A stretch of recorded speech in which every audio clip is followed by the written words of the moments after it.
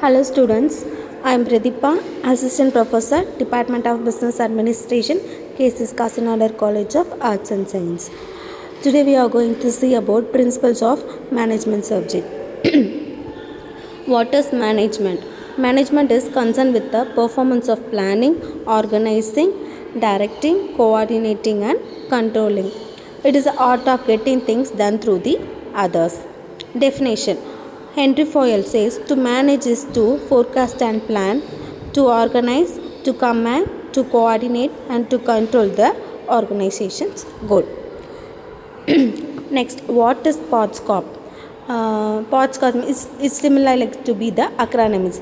Luther Gulick has given a keyword of POSDCORB where P stands for planning, O stands for organizing, S stands for staffing, D stands for directing, C stands for coordinations, R stands for reporting, B stands for budgeting.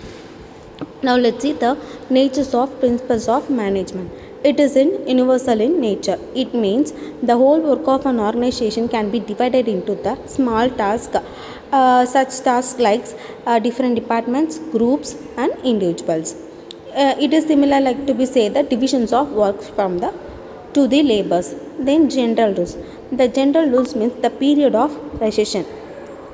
It means the manager allows the marketing department to give a heavy discount to the customers, giving a due to attention of financial losses being raised by the financing departments because the primary of overall goal of the organization is important.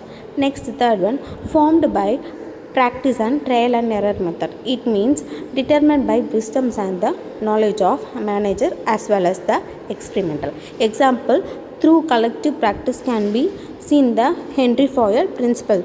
It means discipline helps in increasing the productivity.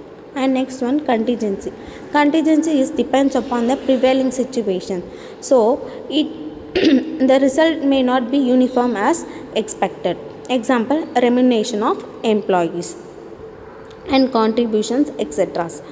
Next, flexible. Flexible means the management or general prescription, not rigid. Example, the application of principles of centralization or decentralization, that is concentrated or dispersal of authority and delegation to the employee depends upon the ability contingents of an employee. Next one, based on the cause and effects. It means the principles of subordinate individual interest to the general interest. It means the behavior of the employee should not be in personal goal. It should be in towards the organizational goal.